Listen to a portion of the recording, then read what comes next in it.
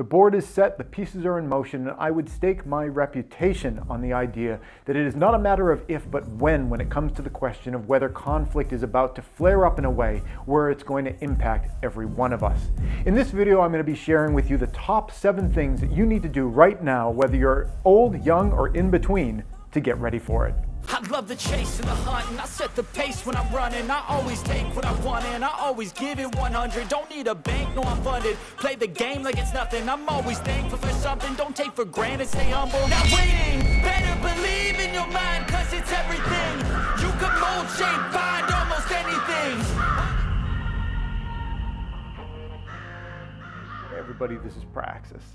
This morning, a bunch of fighter jets and about half a dozen military transport planes flew over my house. And while military traffic in the air in my area is not at all unprecedented, and I presume that this is just more training or, whatever it is people do when they're pissing through a bunch of jet fuel, someday seeing that type of traffic in the air isn't going to be just an evidence of more training going on, but rather a herald of a new world that's being thrown upon us. That's what we prepare for as preppers, and in this video, I want to talk about a number of things that I think people should be doing right now. I have an old video that I did quite a while ago that I'm going to be sharing with you guys at the end. Nobody ever watched it, but I think it's really helpful if you're just starting out with prepping and preparedness. 5 key areas that you should jump on right now. But before I get to that video, I wanted to talk about 2 additional things which I think are really critical that I think a lot of times people gloss over when they're thinking about the things that they should be procuring to get ready, and they are forgetting about the idea of the things that they should be training, their brain. Those 2 areas include the ability to fix stuff, and well, we'll just jump into that one right now. I would highly recommend you get yourself familiar with how to fix things in your home, or barring that, at least get yourself some kind of paper printed information about how to do that. If the United States gets thrust in, that's not an accurate way to put it. If the United States thrusts itself into a new world conflict to the point where people, our sons and our daughters here from this country, are being shipped off into a terrible situation, not only will that be a disastrous situation potentially, probably, likely for many of those unfortunate people to get put into that situation, it'll also be very difficult for the people who get left behind, because the people that get sent off into these war zones are not just straight up soldiers, they are plumbers, electricians, doctors, car mechanics, the kind of people that you and I on a regular basis tend to tap for help. Now, here at my place, I do tend to do most of the type of housework myself, electrical work myself, plumbing work myself, and that gives me a great amount of freedom. It also saves me a bunch of money, but it gives me a great amount of freedom when it comes to the idea of relying on people being available for you, when you need to have things done. So both for ordinary times and especially for an emergency situation, it's really critical that you know how to fix things in your house, because all those things that you buy, all those things that you're prepping ahead of time, if any of it stops working, if you have issues with it, if you can't fix it yourself, then you're still relying on the system that might not be there to serve you in order to get those things back and functioning for you. So getting an ability to be functional and to fix things, I think, is really critical, and that starts with first the enthusiasm and the confidence to try these things out for yourself, but it also has to be paired with knowledge. So I would suggest getting yourself a book. I'm going to put a link down in the description below to a good book that I think would be kind of general stuff. This one here has carpentry and plumbing and electrical stuff and all that kind of stuff, but as you can see, when it was bought, it was like $9, and you don't buy a book like that for $9 anymore. This is a really old book that I've had for a long time, and even when I got it was used. I'm going to put a fresh book, and I would highly suggest you get it. Even if you only use it once instead of going to a professional and hiring them, it's going to pay for itself probably 10 times over, because you can save so much money by doing these things yourself. The other thing that I think is critical for you to get ready and to have some proficiency in, not just to buy stuff, is gardening. It's not enough to just buy a shovel and buy a rake and a pitchfork and buy some seeds. You actually need to have the space available and cultivated, and you need to have the knowledge not only about how to grow things, but how to grow things in your area. If you live in one part of the country, one part of the world, and you're really great at gardening there, and you move to another area of the country or another area of the world, you're not back to square one, but there is a lot of relearning that you need to do for your individual environment. So the idea that because you have seeds and because you have a shovel, you're ready to go, It's not really the case. You really need to be practicing these things ahead of time in order to not only develop the skills, but develop the skills for your area. Now, I know the pushback on that frequently is, well, I live in the city and I don't have any dirt. Okay, when you make choices in your life, they come with upsides and they come with downsides. The upsides of living in the cities, you have great access to culture. I guess it's a shorter commute to work. There's a lot of great restaurants in the city, but the downside is that you have a higher likelihood of dying in a major catastrophe if you're not out in the country where you're isolated from a lot of the intensity of disasters when they happen in high population density areas, and you also don't have access to the surface area of the earth, which is required to sustain human life. We all need to have that kind of membrane, surface area, where you can actually contact the life-giving systems that arise out of the earth. And if you cut yourself off from those and you're completely dependent on systems which aren't always dependable, there's upsides and there's downsides to that. So you just have to accept that, or you can just leave nasty comments in the comment section below about how this is out of touch. But that's just the reality of it. If you don't have access to that surface area of the earth, you're not going to have that access to support you.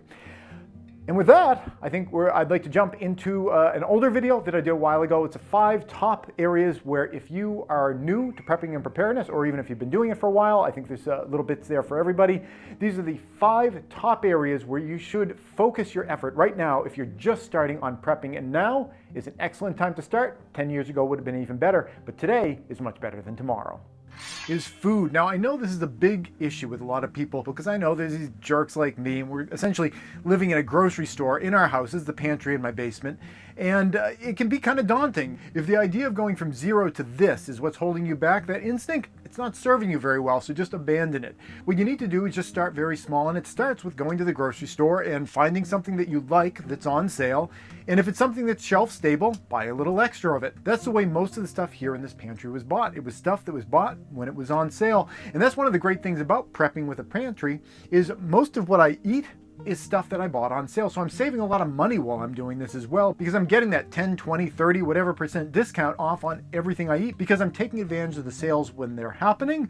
And because of that, I'm able to fill up my pantry. Here's an example of this exact idea. A bunch of pumpkins here in the back of my car. I bought these recently after Halloween because you can save an awful lot of money on pumpkins if you buy them after Halloween. I paid $1 for this pumpkin, $1 for this pumpkin, and $1 for one other pumpkin very similar to these, which I'm pressure canning right now. All the rest of these pumpkins were free because birds had nibbled at them, which makes them completely unappealing to most people. But the pumpkin flesh on the inside of this pumpkin is totally fine. The seeds on the inside of this pumpkin are totally fine. And anything that's not totally fine in this pumpkin is going to be totally fine for my chickens. The idea of setting back food in your pantry, even a lot of food back in your pantry, isn't a situation where you have to be spending an awful lot of money, if you know how to do it. But again, you don't have to worry about filling up an entire huge pantry like this. Start with one shelf. Do you think you could fill up one shelf within, I don't know, maybe a month or something like that? You get a little bit on week 1, a little bit extra on week 2, a little bit extra on week 3, 4 weeks in the month. Maybe you can fill up just one shelf. Now, I know a lot of people will say, okay, well, what's that shelf really going to do me? If we experience some kind of a major cataclysm in the next month or so, I'm going to have a shelf of food. Who cares? Well, you probably will.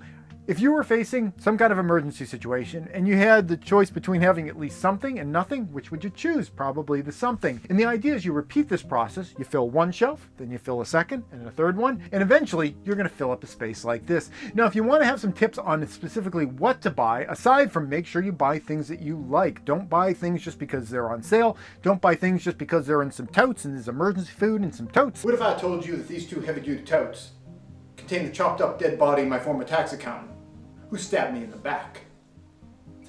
Buy stuff that you like and cycle through it, but you want to buy stuff that's going to be shelf stable. So if you want some tips on things you can get that are shelf stable, click on this video link up here. But before you do that, we're going to talk about number 2 on our list, not the number 2 that you were thinking.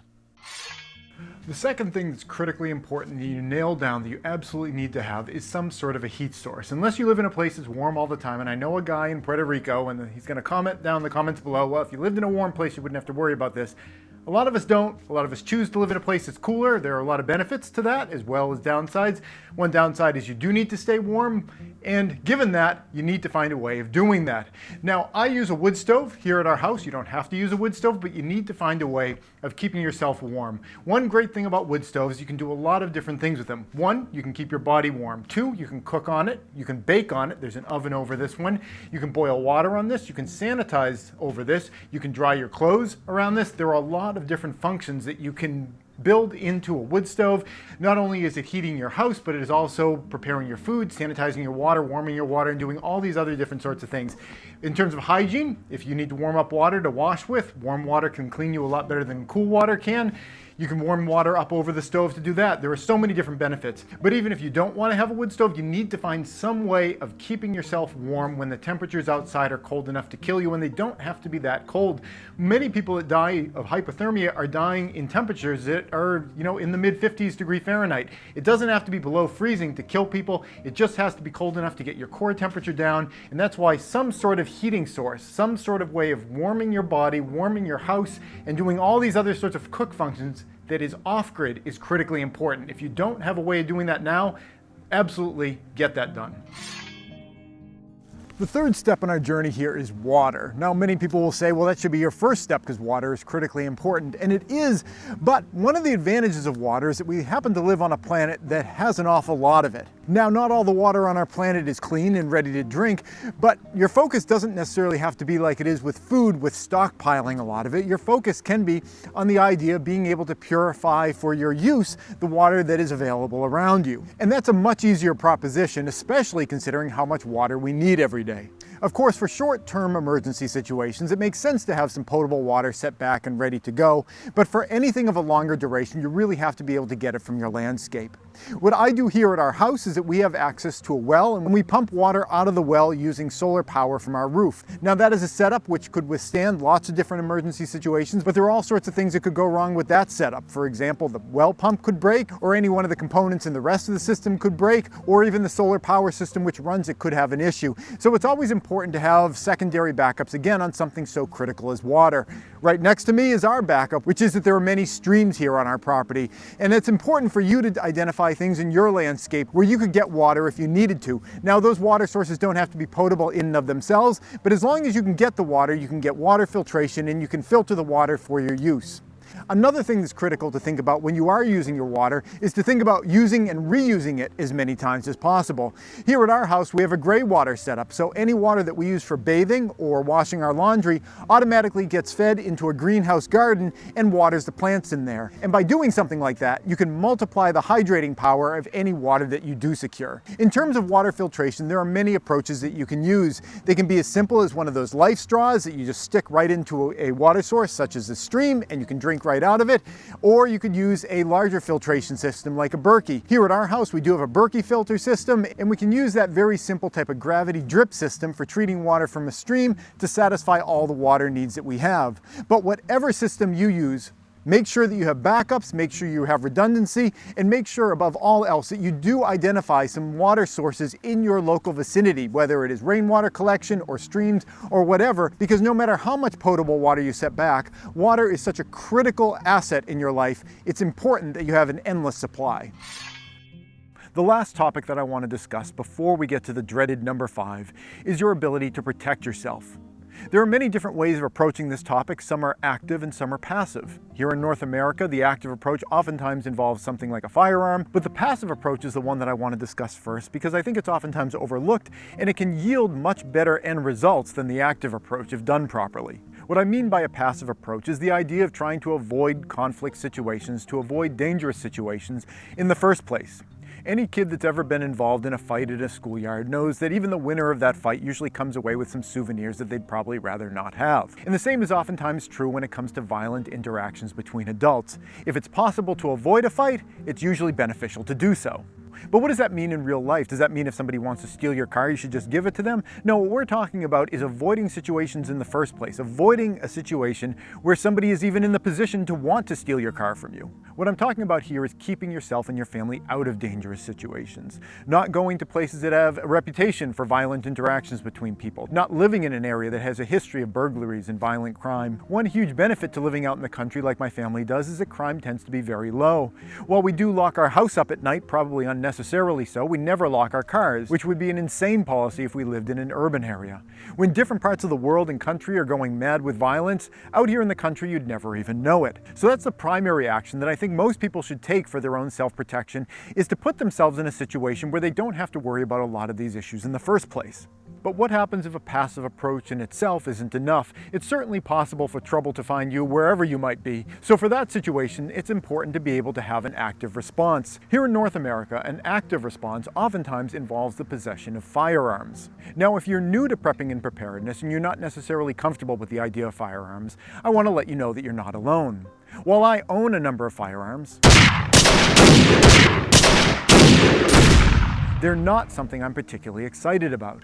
They're loud, they're expensive, they require maintenance, they make a lot of noise when you use them, they're dangerous. When you touch the ammunition, it can leave lead powder on your fingers afterwards. They take up extra space for storage, and did I mention that they're obnoxiously loud when you're using them? They're not something that I get really enthusiastic about. But I understand and I accept the reality that sometimes it's necessary for people to be able to defend themselves when there's no one else to do it for them. You might not be happy that that's the way reality is, and that's okay not to like it, but it is important to accept it, because even a casual viewing of crime statistics forces us to recognize the fact that while police officers are charged with and endeavor to try to keep society safe, they can't be everywhere at once, and sometimes it has to be up to you. We finally reached the dreaded topic number 5. Now, what is it about number 5 that I've promised is going to be disliked by so many people? Well, there's a big difference between what we're about to talk about now and everything that has preceded. We began by talking about stocking up your pantry with food, shopping the sales, buying as much food as you can, even if you're on a budget. From there, we moved into making sure that you could keep your house warm. I suggested that we'd purchased a wood stove to make that happen, but there are all sorts of other different devices and different approaches that you could have to that. We moved on from there to purifying water and the idea that you can use different sorts of devices for that, whether they're very small filters or larger filters. From there, we moved on to personal protection. We talked about securing a home in certain areas that are going to be safer. And we also referenced there are certain tools that one can purchase towards the ends of protecting oneself. Everything prior to this point has talked about the idea of procuring things, usually purchasing things. But item number 5 has nothing to do with purchasing anything. It's all about the way that you think about things, the way that you problem solve, and the way that you view the world. The world is full of problems, but it's also full of solutions. And far too often people are blinded to a lot of the solutions that abound all around us. And it's very easy in our consumerist society for that to be the case, because most of us have been trained from a very early age to think about problems as being something that requires some intervention from outside. If you get a cut, you use a bandage. If you get some kind of a rash, you buy some sort of a cream. If you need to get somewhere, you got to get yourself a car or at least a bicycle, because ain't nobody gonna walk nowhere. The idea of solving things completely on your own is something that's really been bred out of us for reasons that are kind of obvious. There's a lot of money to be made if people can sell us things, but it's rewired a lot of people's brains to not have the capacity to think outside of that kind of a box, that consumerist sort of a box, where if you need to solve a certain type of problem, this is the specific solution that you need to use, and anything else isn't gonna fly. I see this all the time here on YouTube, where I'll make a video about some kind of DIY approach to solving a problem, and invariably there'll be somebody, or usually multiple people, who will swoop in and say that this totally wouldn't work because you need this product in order to solve that problem, or you need to do it in this particular way. These are the only ways that this problem can be addressed. Notwithstanding the fact that in the video I demonstrate that what I'm doing functions and actually works. Even seeing an alternate approach work isn't enough to convince most people that there is more than one way of addressing things. And the fact that so many people get mentally stuck in just one lane and they can't conceive of the idea that there are multiple ways of getting to a similar goal is not only a problem for our society at large because you have people at odds with each other, bickering with each other, my way's better, no, my way's better. But on an individual level, it can be really handicapping. Again, getting back to that idea that people just get stuck in their lane.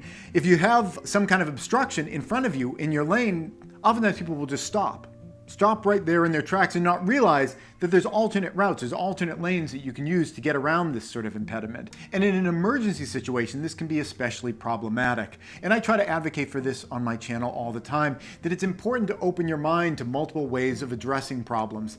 Where I'm recording this video right now is in my greenhouse, where I mentioned that I use gray water for watering the plants in here. I've been told multiple times here on this platform in videos about my gray water system that if I do what I'm doing, all these plants here will be dead.